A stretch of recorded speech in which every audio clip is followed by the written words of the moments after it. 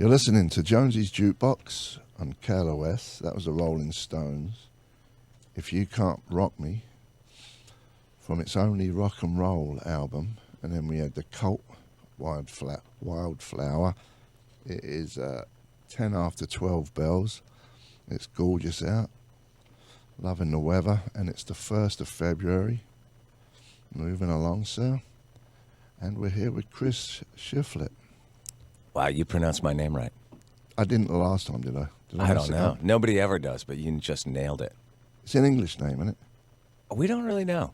We always thought it was German. And then when the internet happened, that sort of got disproved. Have you done the where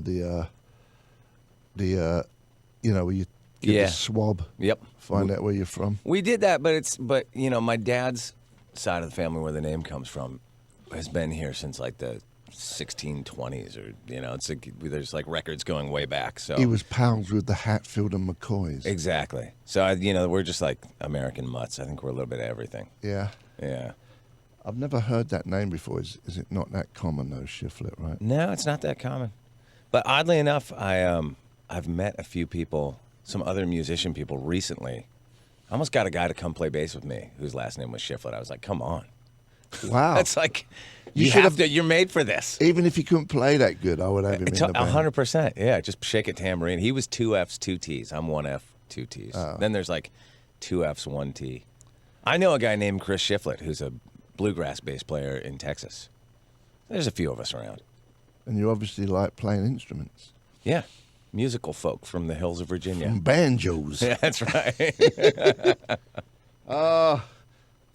That movie, it's never going to go away, is it? Deliverance? No. I just came through some of that part of the world. It's still going strong. Yeah. It's a very Blue Ridge Mountain. Yep. Is it Virginia? Yeah. It's very coal-driven place as well, right? There's a lot of coal mines there. Well, I think it was. Probably not as much. I think that's all been automated. I think it's all robots doing that work now, too. Oh. I'm no expert on the coal mining industry, I assure you. but that's what I've been led to believe. I did watch a documentary recently on Netflix, of course, about some coal mining thing out there. Right. That it's just one family to the next family to the next family to the next family. Oh, there's a great old documentary that I just watched about, and it's the early 1970s, and I think it's in Kentucky, and it's a coal miner strike. And it's the craziest thing because it's showing you kind of all sides of this debate, and it just kind of shows you how far our culture has shifted because you've got these like super redneck coal miner working class people who by modern standards would be written off as like crazy communists for wanting like decent pay and and relatively safe working conditions stuff. And they're so hip, they're so hip with the labor struggle, and they're so hip with like sort of the class warfare that exists. And we live in a country where we like to pretend that's not there. It was just a trip to see, like, I don't know. Well, the Germans, they figured out a way. They still use coal, but they figured out a way to bottle the bad stuff. Really? Yeah, I was reading something the other day about that. They're so industrious. They're very good at stuff like Careful. that. Careful. No. I mean, look, the cars. Yeah. They make great cars. Yeah. That's how they're bred. They're just good at things, making things, and whatnot. Anyway, you got a gig tonight? Yes, sir. Down at the Anaheim House of Blues. I've been out doing some shows opening for a great rock and roll band called Blackberry Smoke. Who's the headline? Oh, they are. They are? Oh, they very much are. And do you just go by your name? Yeah. Although somebody started referring to it online as Chris Shiflett Band, which I kind of like. Duh. It's got a jam bandy feel to it. Yeah. CSB, bro. The Chris Shiflett experience. Exactly. Chris Shiflett's rising force. Okay, that's cool. Yeah. So you're going on at what? You go on earlier then? Yeah, I think we go on around 8, and I'm out with like a full band for this run, and then I'm going out doing some solo gigs. Then that comes back around on the 13th. We're playing downtown. I'm opening up for Elizabeth Cook.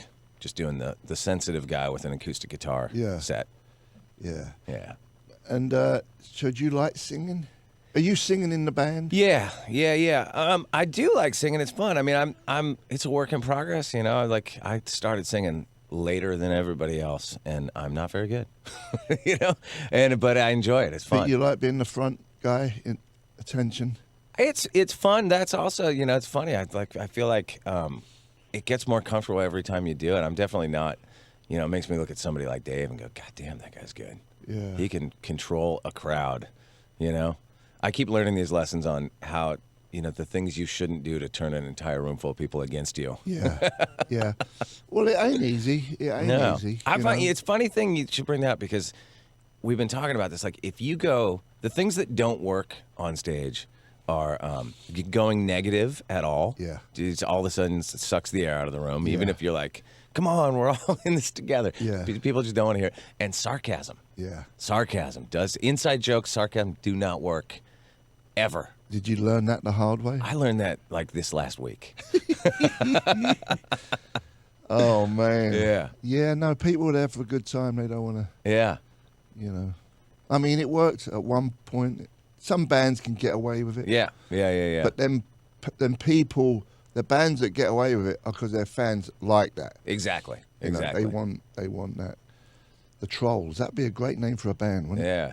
If there's not already. It's got to be a band out there. Steve Jones. No, hang on. And the Trolls. No, I was going to say you. I want to be a troll, and you're going to be out front being sarcastic and negative on the microphone. I mean, the Trogs, that was kind of a troll name, wasn't it? Yeah, it was close. They were good. They were a good band. Really? You never heard of them? Oh, Do yeah. you know No, any of that's their the songs? famous, isn't that the famous? Yeah, in the studio? Yeah. But what's great about them is they're barely any lyrics. Everything's ba, ba, ba, ba, ba, ba. There's not a lot of words going on in their songs, Love it. which is great. Yeah. Easy to remember. Yeah, and easy to write. Yeah. That's a tough thing. Trying to play guitar and sing at the same time, I find like It's it's hard. Yeah. I did a couple of solo albums, and I went out and I didn't really like it. Yeah. Well, I always did that thing where like, oh, I got to be clever and like change every time the chorus come around, just change it a little bit. And then when I go out and play live, I'm like, what the hell did I do that for? Yeah. It just makes it confusing. Yeah. Well, you're really putting people off coming to see you, but that's okay. Well, people, it's all worked That was out then. now. It's amazing. That was then. Yeah. That was now. Oh, yeah. Tonight's going to be incredible. It's funny stuff. What else is happening? You Foos are done for a while? Well, kind of. I mean, it's not a super heavy year. We kind of wrapped up touring for the last record, but like, you know, I'm going down to Atlanta tomorrow morning to go play that. For the Super Bowl? Yeah, it's not the Super. We're not playing at the Super Bowl. We're playing the night before it at some big gig, and so I'm running off and doing that, and then bouncing back. And you know, we got some stuff like that. We have some festivals and stuff coming up later in the year. Yeah. Yeah. So no new record next year. I don't know. I don't who know. knows? Yeah, we'll see. I mean, you know how that works. Yeah. It'll happen. Yeah. So Yeah. you like to stay busy when you're not doing Foos. You like to be doing something. Yeah, you know, I mean, it's fun to go out and play with other people and do something that's like sonically different and all that sort of thing. You for sure. like playing. I do like playing. Yeah. I mean, I miss my kids and my wife and everything when I'm out, but you know, it's always like juggling the two things. Yeah. Yeah. You're very selfish. You've been talking to my wife, haven't you? Let's play some. What we got? Roxy music. Pajama Rama. Have you ever heard this track? I don't think so. Is this where Drama Rama got their name from? I don't know, and I don't even know what it means, Pajama Rama, other than like a bunch of people wearing pajamas. Is this the glam rock years or the crooner years? No, this is early. Okay. This actually wasn't on an album. This was a single. Like around the same time as Virginia Plain, early Yeah. with Eno, I believe. Okay. Time. We're here with Chris Shiflett of the Foo Fighters, and he's got his new band, the Shiflett Experience. We're going to play some Roxy music. Jonesy's Jukebox. You're listening to Jonesy's Jukebox. KLOS. My guest, Chris Shiflett. See, I put the pressure on to pronounce my name right. Yeah, now I'm gonna blow it. Yeah, you're overthinking it. My wife just texted me and said, keep it positive. See? So I'm keeping it positive. See, someone's listening. That's right. You don't listen. Ones of people are out there You listening. don't bleed and listen. That was Mel Haggard, Kern River, beautiful. Then the New York Dolls, Subway Train, off their first album. And Roxy Music, Pajama Rama. Did you find out if Eno's on that? He is on it. I wonder what he's playing. I don't hear any weird keyboard stuff on that track. Beautiful track though, Pajama Rama. And so let's talk more important stuff about soccer. All right, yeah. Now, well, you're as an you know, arse. we just leapfrogged you guys in the. And I can't figure out why. Yeah, I don't know. It's the same numbers. It's exactly the same numbers. There's got to be some other criteria by which and for people listening, I'm a Arsenal supporter. I'm a Chelsea fan. Yeah. Maybe because we're below you because of shame from playing against Bournemouth. That's right. From losing so bad. 4-0. Yeah. What do you make of that whole, like, now there's, is this just an invented uproar over Sarri and getting into it with shaming his players and all that stuff? Well, I don't think he is going to last much longer if it goes on like this. Is there ever an example of that working? Because, I mean, we just saw that with Mourinho, where he just publicly belittling his players. I think the only person who got away with that was Ferguson. Oh, he could do that. Well, he would scream at, supposedly, I don't know. But not in public, like not at the press conference afterwards. Isn't that the difference? Yeah. Yeah. Yeah, but I mean, they were poor. I can see why he screamed at them because they were so bad. But maybe he's lost them. You know, he doesn't really change it up a lot. Right. And people know how we play now. We're great at passing it around. As soon as we get into 30 yards, no one can get through and even have a shot. It drives me nuts. Right. How do you think your team's shaping up? I'm excited. I mean, I like Emery. I think, he's having a better season than I think anybody expected him to. So even though you sort of had that really great run at the front end of the season, and then they kind of got hampered by injury and things have sort of fallen apart a bit. We'll see. Nobody thought he was going to finish anywhere near the top 4. Yeah. And so the fact that they're contending for that right now, I think, is a positive. He needs a couple of transfer windows. Yeah. Yeah.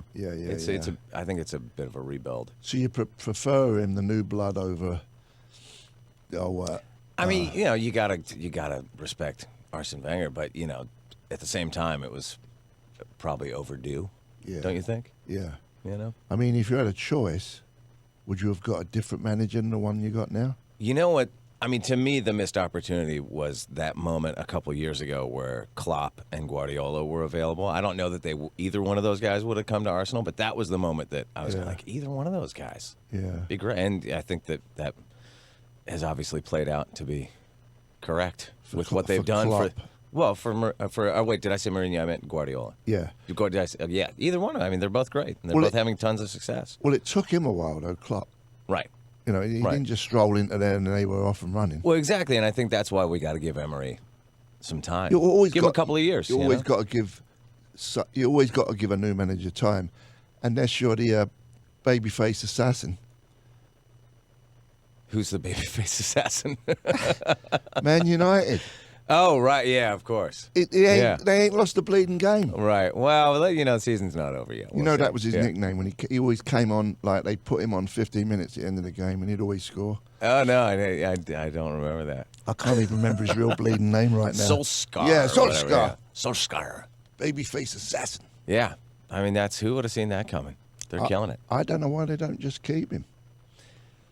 Yeah, I mean, I guess it depends on how it plays out. I think it's also like, if they probably really want Pochettino or one of these other guys too. So. Well, I hope they get Pochettino and ruin the team because I don't really care for him. Who, Spurs? Man United. Oh, yeah.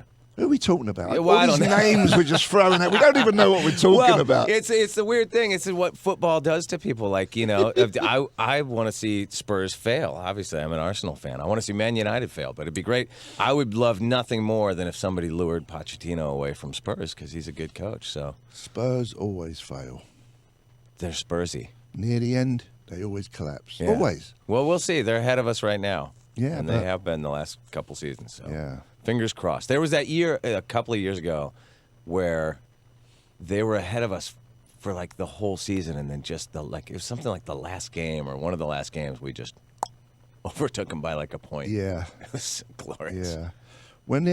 If you are in, you obviously watch it on the box, right? Yeah.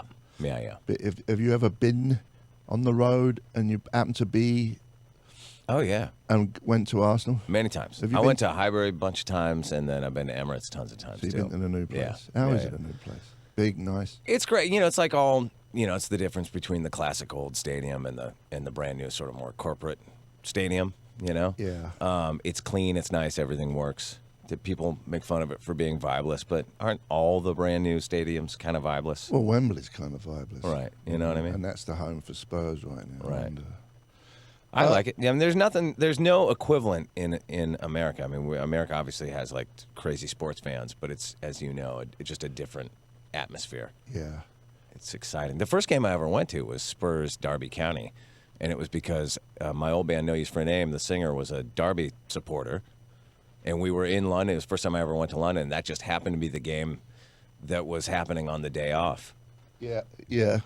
And so we went to it. So that was like, the first time I ever experienced that crazy thing of getting off the train and the whole place is filled with people wearing the same jersey, and you walk down the street and you buy a beer and some fish and chips wrapped in newspaper, and it's just it's insane. There's we just don't have anything like that here.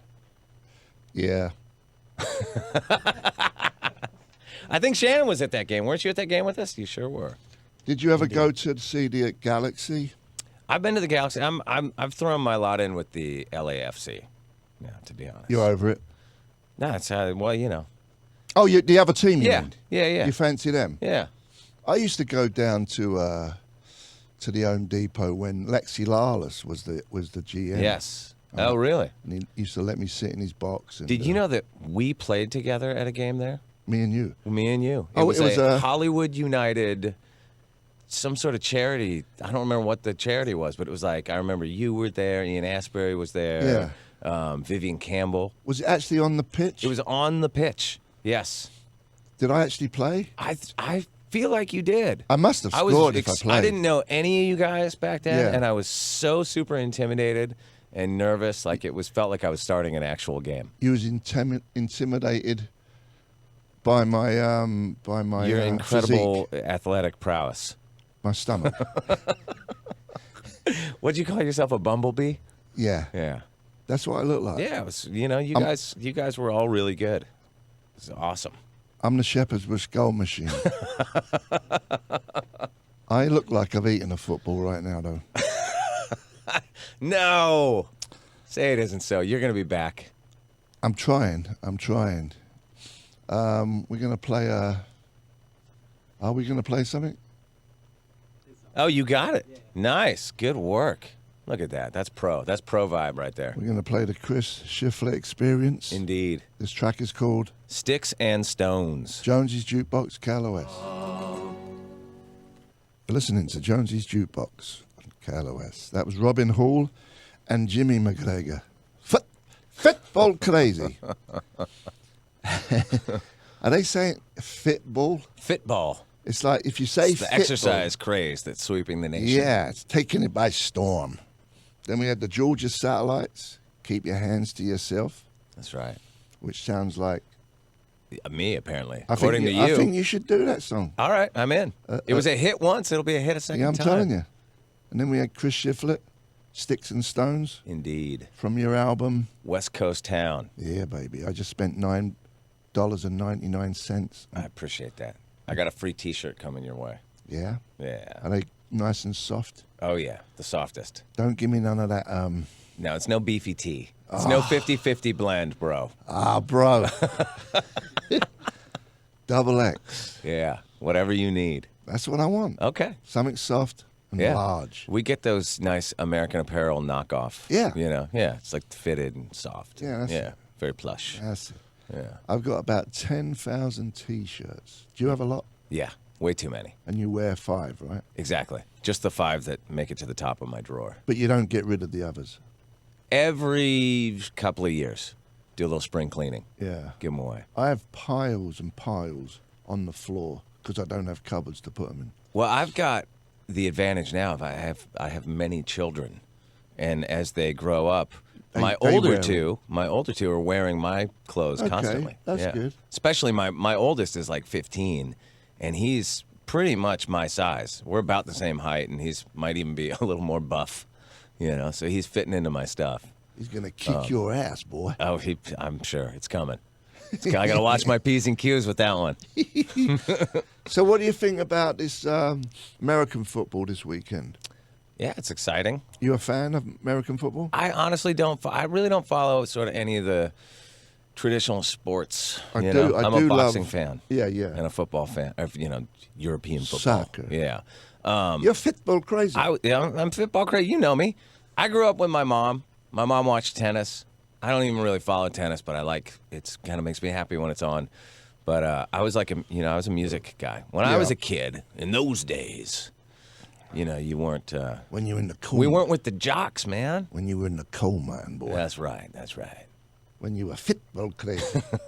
But it's exciting. Yeah, cool. Rams, man. Go team. Yeah. Go LA. Yeah, I've got 200 on it. Really? Just with a buddy. Right. Straight win or lose. Yeah. He's going for the You got to Patriots. root against the Patriots, man. They're cheaters. Are they? Cheaters and Trump supporters, man. Take them down. All right. Yeah. The left coast coming at you. We're going to visit the Duke. When we come back, we're going to play a song together? Sure. Okay.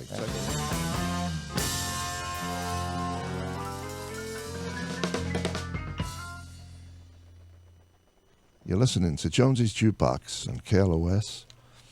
That was Pato, See You at the Dance Tonight. Then we had Leonard Skinner, Give Me 3 Steps.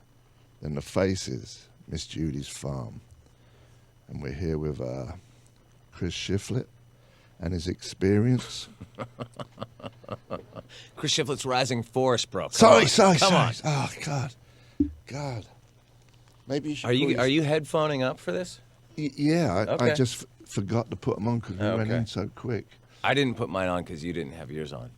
Now we're both cool. Yeah. Now we both got them back on again. Boom. Bada bing. We're gonna do do one of your songs. Sure. Yeah. And you're gonna play with me, right? Yeah. It's a lot of chords, and you just whooped them on me. It's just the same chords over and over in different configurations, though, different patterns. Okay. And my rule: if you get lost, just start ripping a lead. Just go. Like Pato. Just go. Exactly. All right. Yeah. What's this called? This one is called Room 102. And is this on your album? It's on my last record. Yeah. Okay. Yeah, the West Coast Town record. Okay, let's see. Indeed. Do you want a bit of reverb? Oh, whatever. Yeah, whatever. If you want to get all space rock on the controls over there, feel free. It seems to go down well, the reverb, Yeah. right? Why not? Have you got reverb? I am the god of hellfire. Oh, listen to that. There you go. I don't know if the public can hear that, but that sounds great in my cans.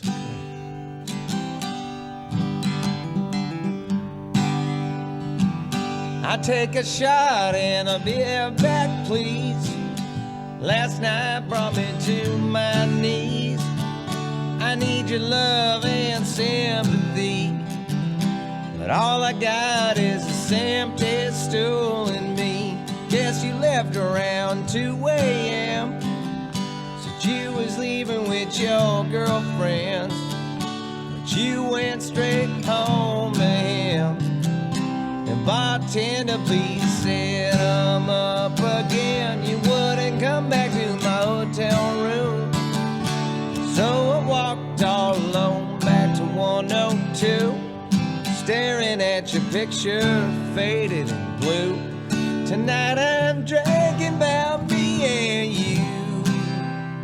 I don't know when I'll be back again. It's not so easy being just your friend, but if you want me to, I'll pretend I'll be your wedding more than one last slow dance. Same old story since we first met. We break our hearts every chance we get. Neon lights turn to regret. Hey baby, if it ain't just too late yet, all alone in my hotel room, Broken hungover right here in a 102. Texting you desperate like a lovesick fool. Tonight I'm dragging about me and you. Here comes that big guitar solo.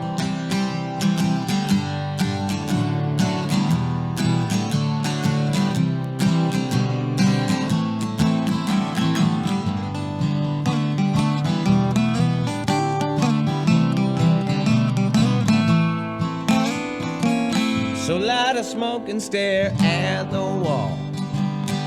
Wait until all my inhibitions fall like a hand grenade in my palm. Pull the pin and I make the call. I'm all alone in my hotel room. Broken hungover right here in a 102. Texting you desperate like a lovesick fool. Tonight I'm dragging about me and you. Tonight I'm dragging about me and you. Tonight I'm dragging about me and you.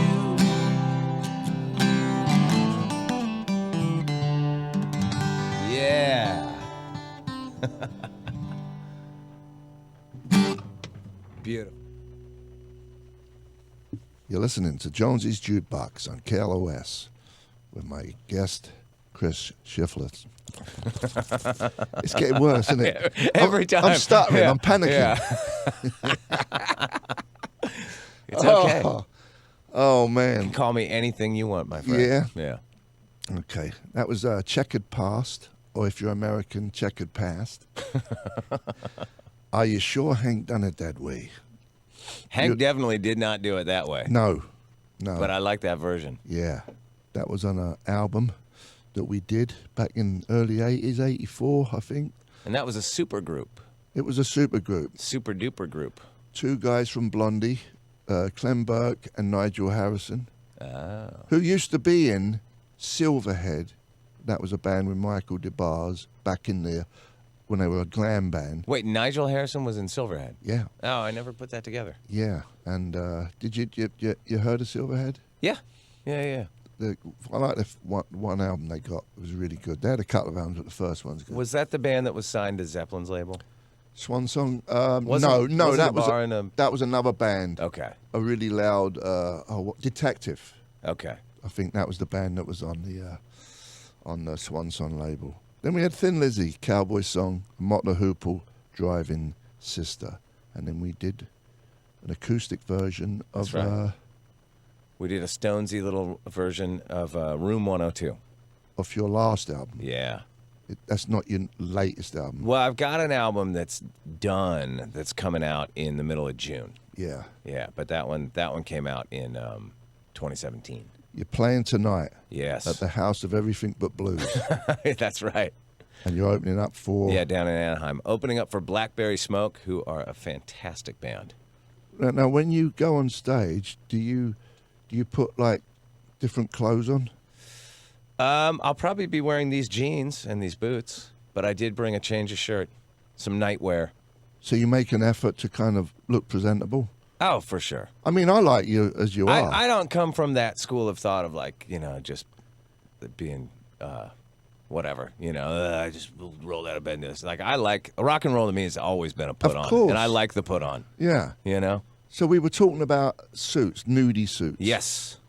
Well, you know who made me a nudie suit sort of knockoff is a guy you probably know, Glenn the Tailor. Yeah, I know Glenn. Yeah.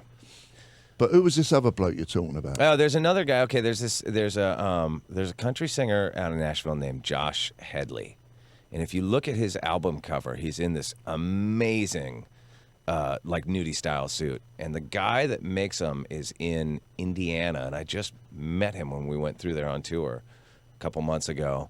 And I'm totally what's his name? Jerry Lee Atwood or something like that. He's a tailor. And he's a tailor, but he's got all the old crazy machinery to make it. I forget what the technique is called, but there's a specific old-fashioned style of doing those, rhinestone suits or whatever that he does. Yeah. And I don't think there's a whole lot of people out there that do that, and he makes incredible stuff. Yeah, like I was telling you off the air, I got that guy Manuel in Nashville. Yeah. He used to be, a tailor for Nudie. Yep.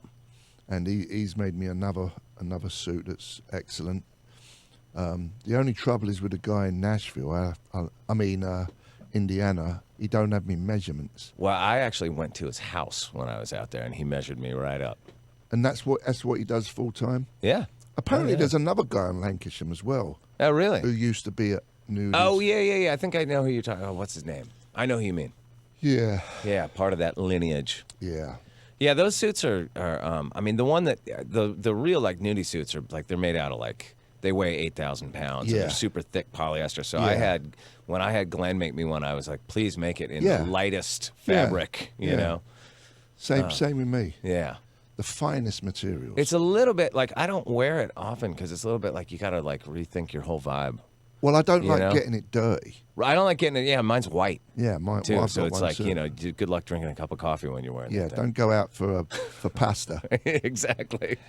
But then it's like one of those things like you have to become a whole different version of yourself to kind of pull it off. Yeah, Yeah. I know what you mean. Yeah. Like you ever do that? You get like a hat or something that looks great in the store, and then you get home, you're like, Why did I I'd have to buy get a this? whole new wardrobe to wear this Yeah. thing. Yeah. That's okay. Yeah. Why not? My wife, with those kind of things, my wife's always like, yeah, you can take that on the road. Don't wear that at home. Women know. Yeah, they know. They know. You want to put your little costume on, you do it when Yeah. you're in Cincinnati or something. don't do it here. We're going to visit the Duke. When we come back, a little bit more rock and roll. We're here with Chris Schlafly. Shillerjet. Yeah. See you in a minute. You've been listening to Jonesy's Jukebox on KLOS. That was the Alex Harvey Band, the sensational Alex Harvey Band, Faith Healer. You never heard of them, have you, Chris? I've heard of him, but I can't say I'm familiar with his catalog. Yeah. Yeah. Isn't that one of those bands that's always referenced as an Who's influence? Who? The Alex Harvey? Oh, yeah. Is there no actual Alex Harvey? Is that just the name of the band? I love band names like Led Zeppelin. I thought that was a guy. Right. And Jethro Tull. Yeah, Jethro We Tull's the go, big one. you know. Yeah. But no, he was a guy. He was a guy. But he had a band. It was a great band as well. He's dead. He's not as good as the Chris Shiflett band, man. Come on. I'm telling you. CSB, bro. The sensational Chris Shiflett band. Hey, that's right. Telling you. Then we had Montrose, Bad Motor Scooter, and then Van Halen, D.O.A. Oh, yeah. A classic. That could be two meanings, right? Dead on arrival Yeah. or dead. What's the other one? Dead on arrival or dead or Dead or alive. Alive. Oh. Which is, I think, the meaning of that's what he's saying in the song. So there you go. I don't know. I don't know exactly what he's saying about, but I always put that song in context of a band on tour. Yeah. Pulling into town, the sheriff says, "Get out of here, boy." Get out of You here. know, yeah. Lock you up. Outlaws. You smoking Rock and weed. roll outlaws. Yeah. I'm going to arrest you for this little joint. Yeah. Do you remember that, like in Texas in the 70s? Oh, no. You'd go to jail Oh. for a bleeding... Our guitar player, the guy that's playing guitar with me, my friend Brian Whelan, got arrested a few years ago in Texas. He got pulled over for something, and he had a little bit of weed with him, and he panicked, and he ate it, and wound up going to jail. Still went to jail. Oh yeah, that's not not an acceptable thing to do. The policeman saw him eat it? I think so. Yeah. So it's still a no-no in Texas then? Weed? I don't think they've caught on to the whole like legalize it, brah, thing. Wow. That's sweeping the nation. Yeah.